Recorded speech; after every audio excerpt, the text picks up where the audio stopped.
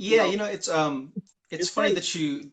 that you mentioned about the interview process because I was recently um, applying for work. I found a job a couple of months ago, and the I feel like the interview process has changed significantly within the last few years. Like I remember um, going on Indeed and for the first time, like going through automated interviews or doing these cognitive tests. Um, and it seems like the whole interview process has been like optimized to the 10th degree where what used to be a simple process of, oh, let me go ahead and send my resume, I'll get a call back, I come in, I go ahead and talk, has now been expanded into like this 12-step program that you have to go through just so you can actually talk to a physical person. Exactly.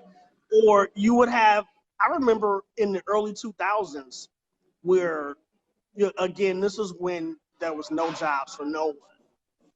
You would have companies, and I don't know the name of the company exactly, but I was living in the Columbus, Ohio area. Go Bucks! And they had a big dumb sign right in the front when you walk in where it says all applicants must have 2 years of experience or must have worked for their current company for 2 years. And what's crazy is that pretty much everybody that looked like me saw that sign just walked out.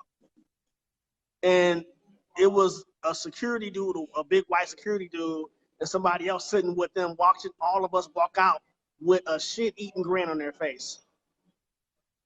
And that stuff like that, um, those cognitive tests are a complete waste of money because a lot of the companies that have those tests, those are also the companies that are always hiring.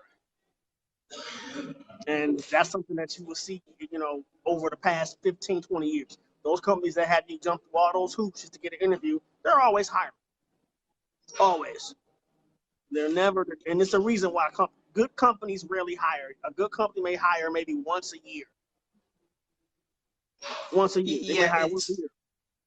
it's weird. You're absolutely right. I know that, as someone who works in advertising and I work with a lot of different businesses, small to medium businesses, um, I've noticed that the workplaces that have a very strong culture that, they have good benefits and whatnot, you have people there for like 5 years and there's like maybe one opening.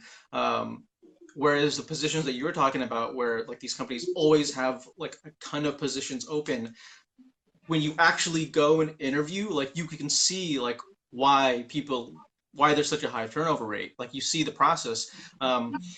I had an experience where I applied at an insurance company as a copywriter, and I went through like four different rounds. I did the online test, I did a cognitive test, I did like a written test, I did like two in-person interviews, and then I got the job offer. But then they had to do like a background test, and I have nothing on my record or anything like that. And then for some reason that test, they found something, but they couldn't disclose it. They couldn't say anything. So then they just canceled my offer. And it's just weird that they have, Really? you know, Yeah, yeah, that was oh yeah, good. yeah, yeah. That was, Yeah, and can I speak frankly and freely on your yeah, platform? yeah, That yeah. was Go bullshit. ahead. That was bullshit. Because, Oh yeah. the background check primarily is designed, they want you to pretty much tell the truth. And most companies that are above board and fair dealing, if they do find something, they'll ask you about it. Whoever the firm they hire, they'll ask you about it. And then you say, oh, yeah, you may have missed some information or whatnot. They just, whoever, for whatever reason, they just didn't want to give you the job because they can't tell you what it was, or they ask you, well, what about this? Or if there's a gap in employment, they'll ask you about that gap of employment. And if they really want you, they'll say, well, you know what, that's not even pertinent to what you do. So we don't even need to know. Companies have a lot of they have a lot of flexibility. If they really want you in their organization, they're going to bring you in their organization. If they don't, they will find a way to exclude you. But yeah, Oh yeah. that was bullshit. I'm wondering, and I want to ask you, with all of these added steps of filtration, like filtering out and what they like to call screening or pre-screening, and I sort of liken it to Disneyland, where it's like you have to get into a line to get into a line to get into the line, and that's what the interview process sometimes feels like. Why do you think all these layers are being added? Like, who do you think they're trying to exclude, or who do you think they're trying to essentially um, have thrive at the end of this? Like, it seems like if you have these filters, there must be a very specific type of person, a very specific profile that you're trying to meet. Oh, Becky and Bill. Honestly, Becky and Bill, or someone that looks like you and me, that talks and walks and thinks and speaks like Becky and Bill. That's the short answer. And and to be honest, that's I think for anybody who does the due diligence of like when you go to the interview and you actually research the company and look at the headshots of everyone who works there, If you here in look at the Texas, it's like, leadership, look at oh yeah. the top layers of leadership, and if it looks like the National Republican Convention, then you may not want to work for that company, no matter how much money they're offering you. And earlier in my career, I had just finished my MBA, and I was Mhm, with a Fortune 500 company. Had an interview. A headhunter reached out to me, and I didn't mhm. do that.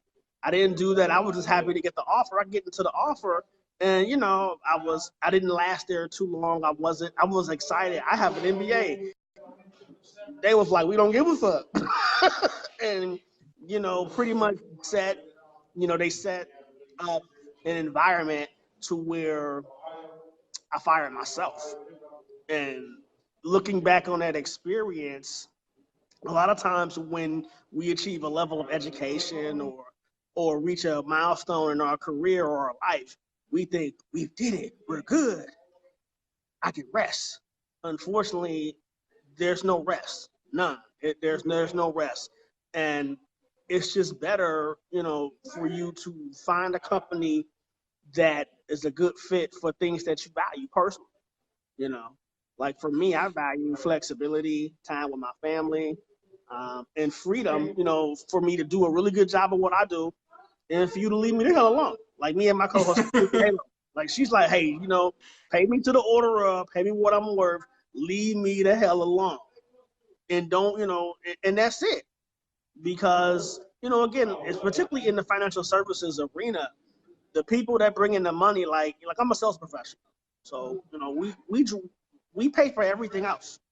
We pay for everything else in an insurance company. The people that sell insurance or selling stocks or mortgages or 401ks, they pay for everything else. They pay for copywriters. They pay for adjusters. And well, actually, the adjusters, they make sure they figure out, okay, what we're going to spend the money on.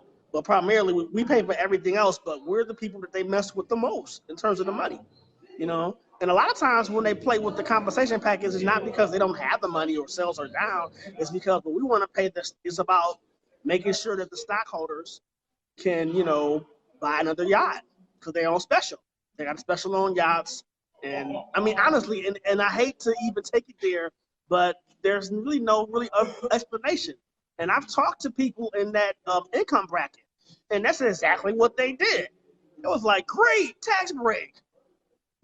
When the tax break, I mean, these people have named boats and yachts and houses tax break, tax refund. Honestly, I mean, that's what it's about. It's not even about staying competitive or staying in business. This is not what these things are about. These are about making sure that the top 1 or 0.1% stay that way. And it's disgusting because the resources are there. And over the last 40, 50 years, the top earners have made it through legislation and through company policy, through corporate policy across the board, have made it to where they can avoid taxes and and take a dump on employees. Like we say it all the time on our company that, particularly in America, the economy as a whole is a slave economy. It's based on the transatlantic slave trade. And a lot of the, things that we enjoy, like paid time off or PTO, overtime pay, maternity leave.